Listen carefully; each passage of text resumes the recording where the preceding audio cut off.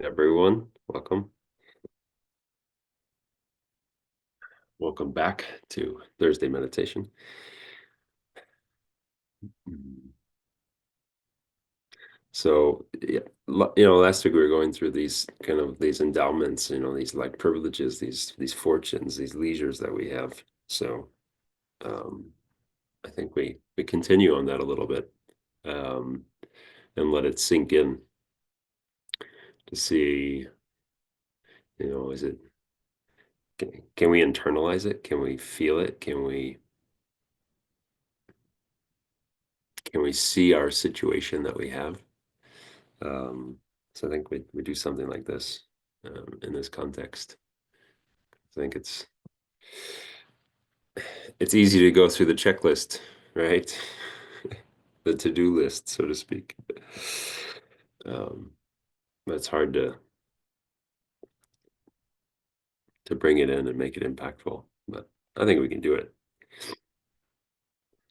So um,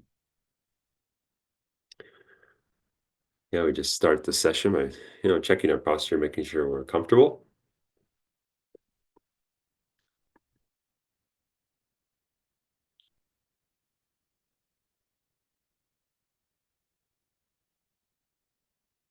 And then we're working with our mind, so we want to bring our attention inside.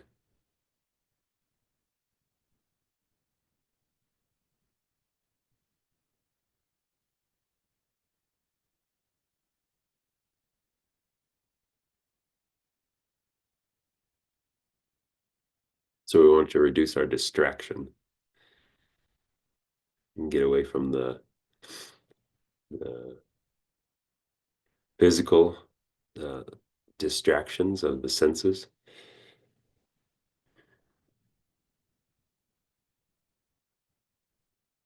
but also the distractions of the mind with running thoughts.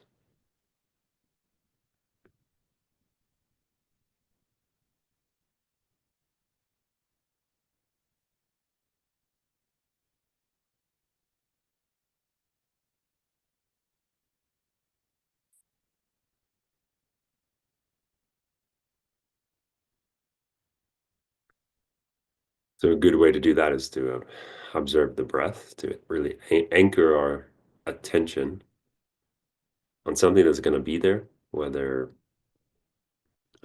we think about it or not. The breath is there. The body's going to breathe. We don't have to think and breathe for the body.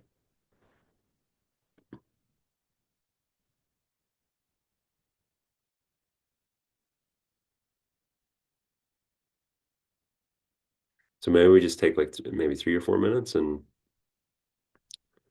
we observe the breath. And if you're familiar with 9 round breathing, you can do 9 round breathing, cleaning the channels, solidifying the attention on the moment.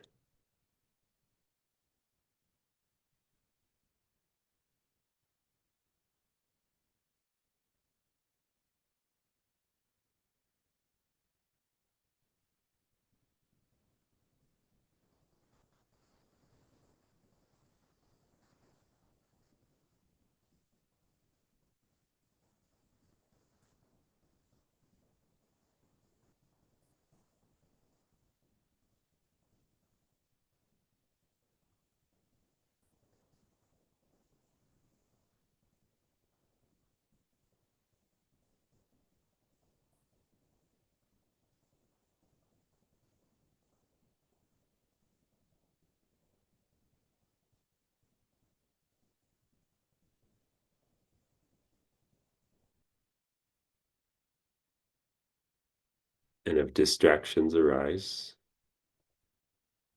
gently let them go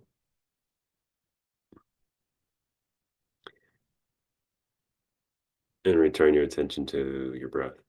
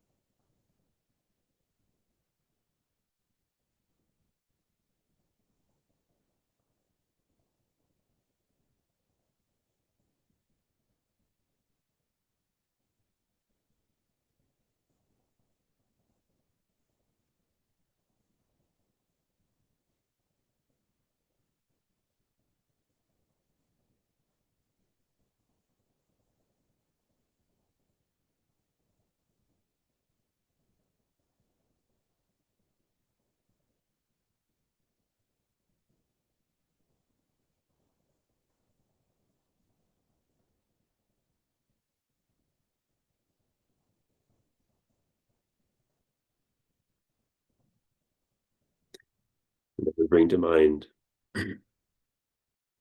our motivation,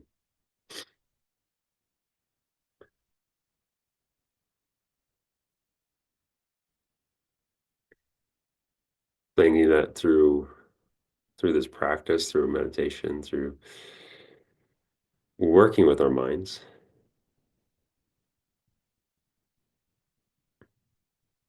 developing our minds,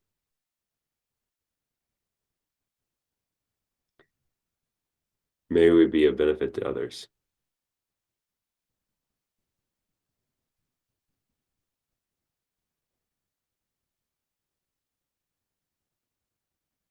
May we reduce the self-cherishing mind.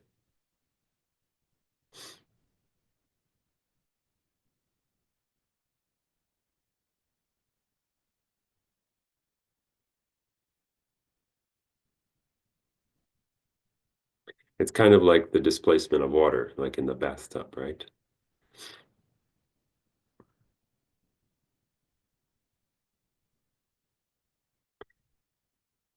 So if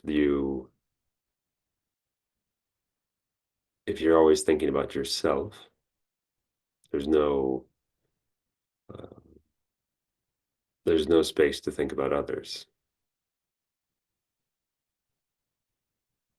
But when you start to reduce thinking about yourself,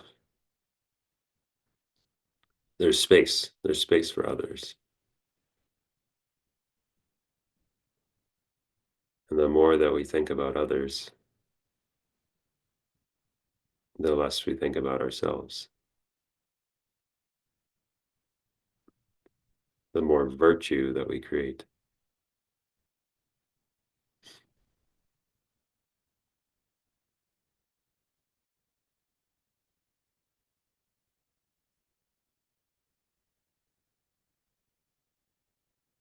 the more happiness we create.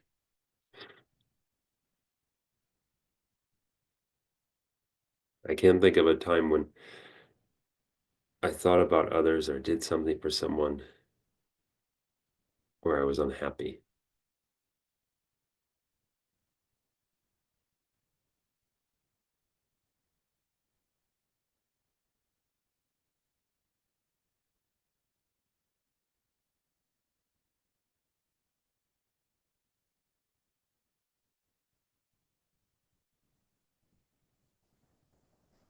Kind of creates a little bit of satisfaction to do a good deed or give someone a gift and just not think about yourself for a moment.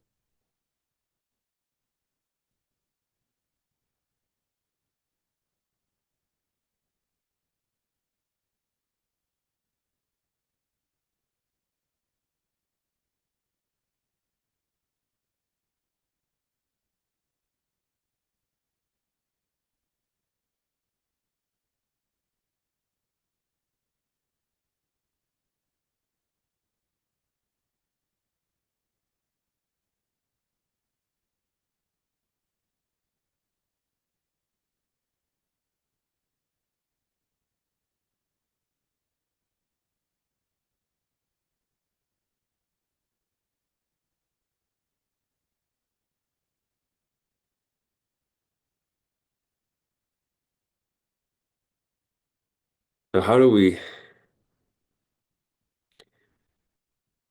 make these teachings impactful? We're talking about these endowments, we have this freedom, we have this leisure, we have um, health, and we have our senses, we have all these we have all these things, these features of this life, so to speak.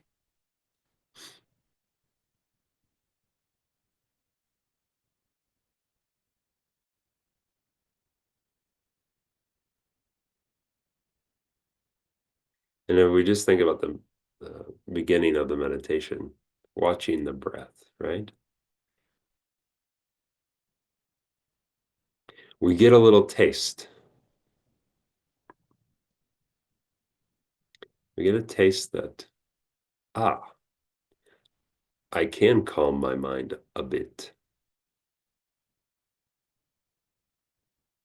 There's something more here.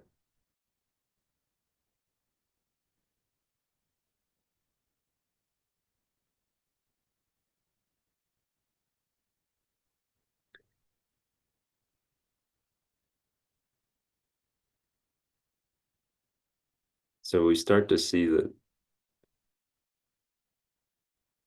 the progress, the change is possible.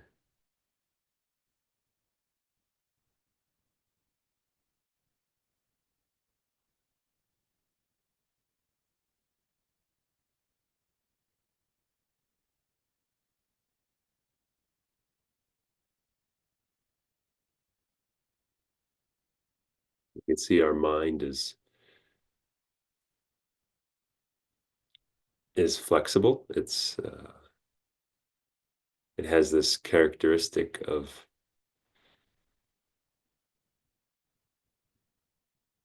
flowing in the direction that we desire it to go.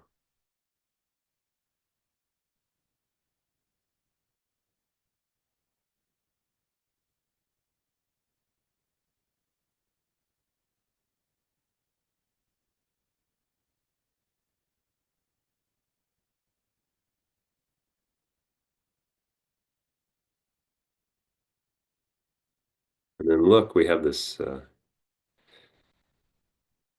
We have these 30 minutes to meditate, and we're taking it. This is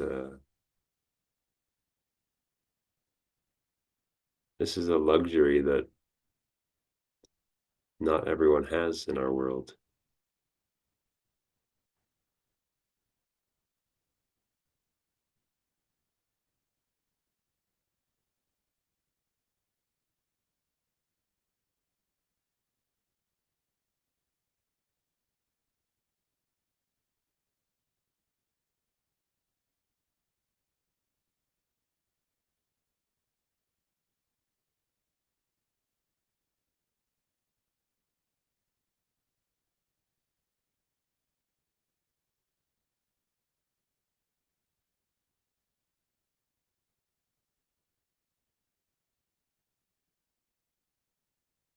We're in this peaceful environment, free of war, destruction, free of harmful neighbors.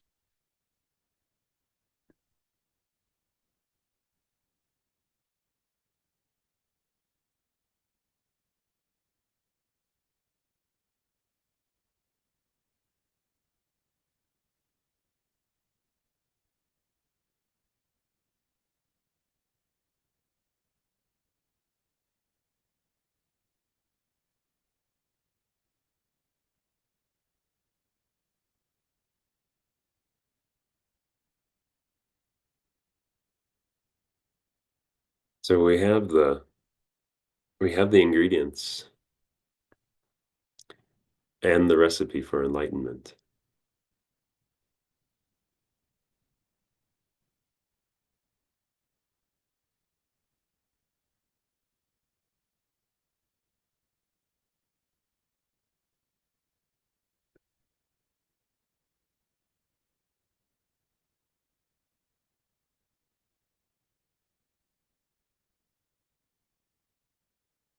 And it's kind of like the other day I was baking a cake, measuring out each of the ingredients, taking care, a half a teaspoon of this, teaspoon of that, using this oil, not that oil.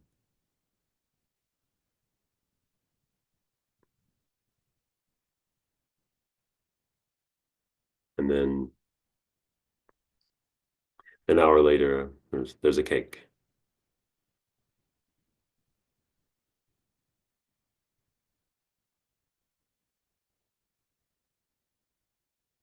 All of the All of the ingredients came together and produced the cake.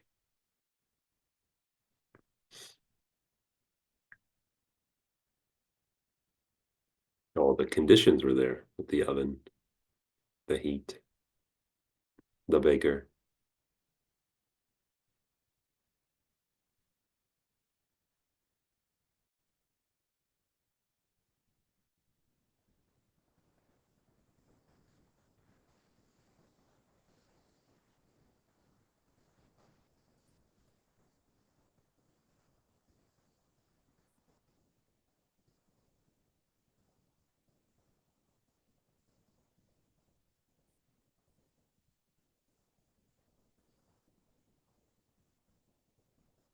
So these freedoms that we have in this life, those are ingredients.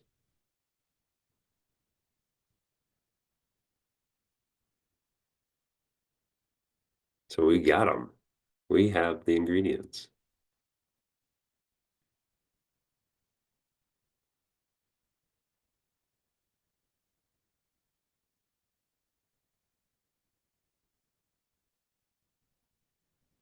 So I think there's a little rejoicing that we need to do to rejoice that we have these ingredients.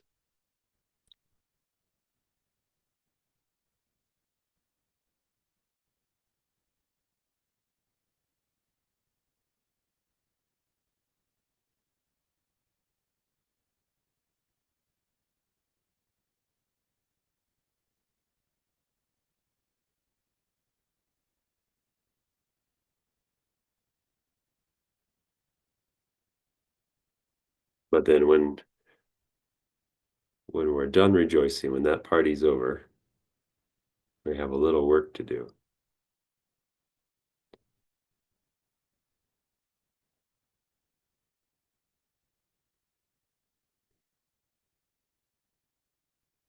We need to use this opportunity.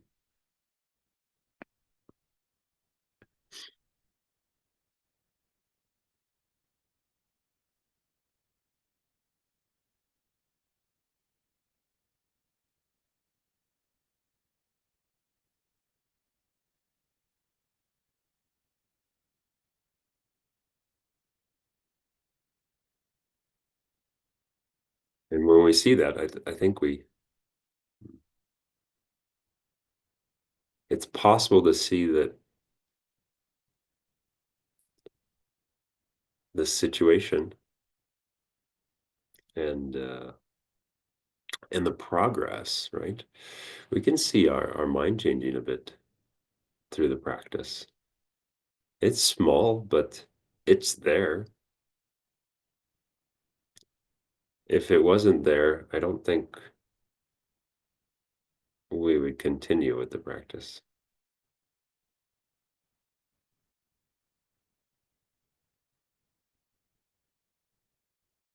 Instead of working with our minds and meditating, we'd probably go for the morning jog or just sleep in.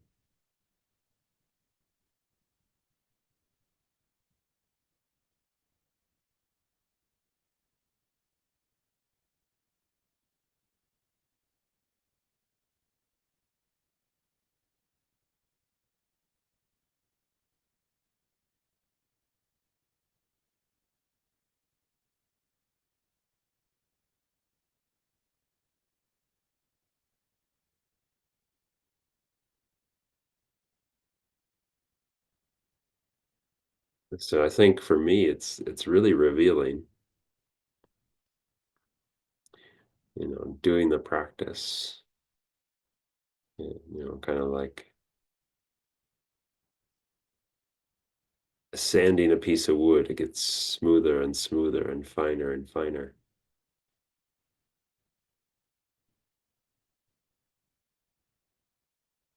And if I keep sanding, it's going to be perfectly smooth.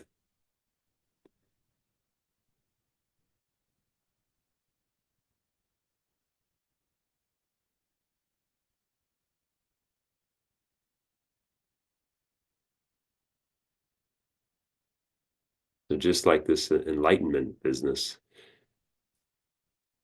we need to be able to shift that mind and think, however much time I have left with this situation, that's enough time to become enlightened in this lifetime.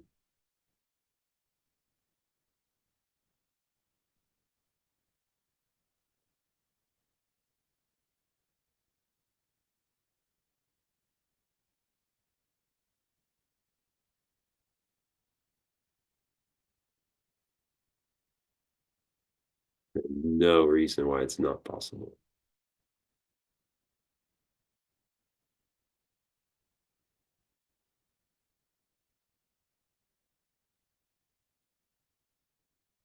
And there's no reason why we shouldn't try and try with conviction.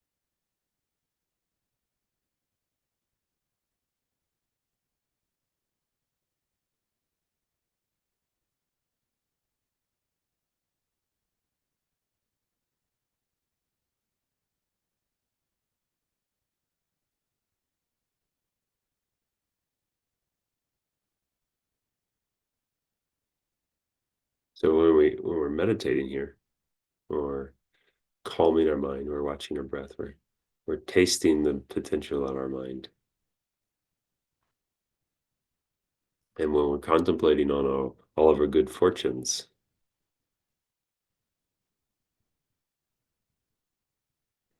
we're recognizing our situation.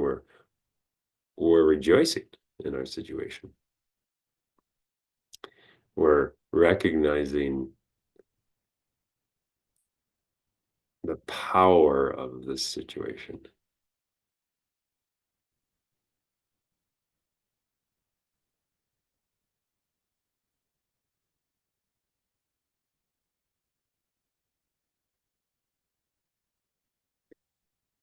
And we got just enough pain and suffering to motivate us to get out of here.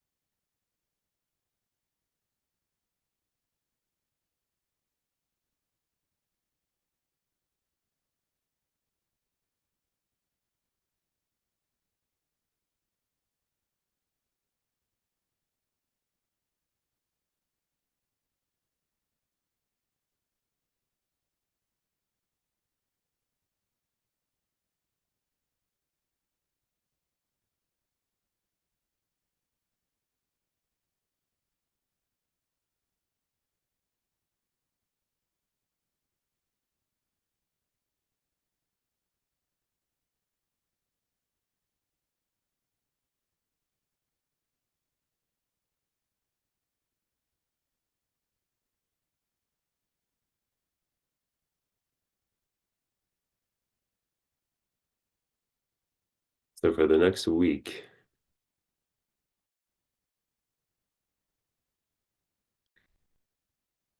as soon as you wake up in the morning.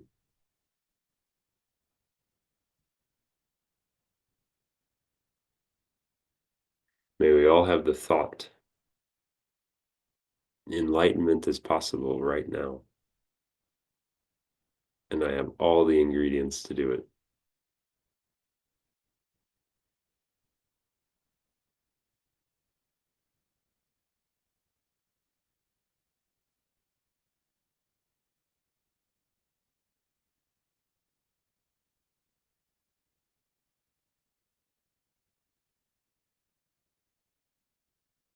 And if doubt arises in the mind,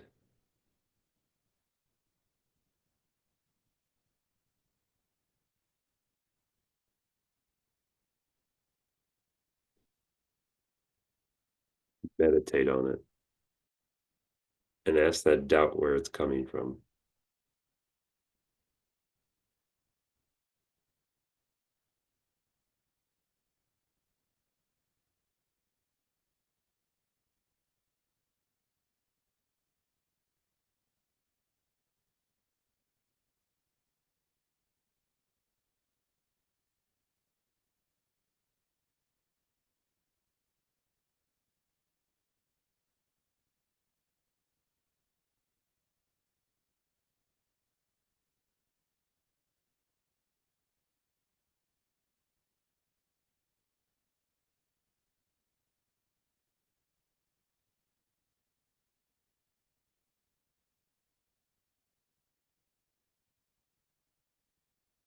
Dedicate all the merits generated during this meditation, all our contemplations, for the sake of all the suffering beings in the world, especially those affected by natural disasters, wars, famine, disease. May their suffering end as quickly as possible and never return.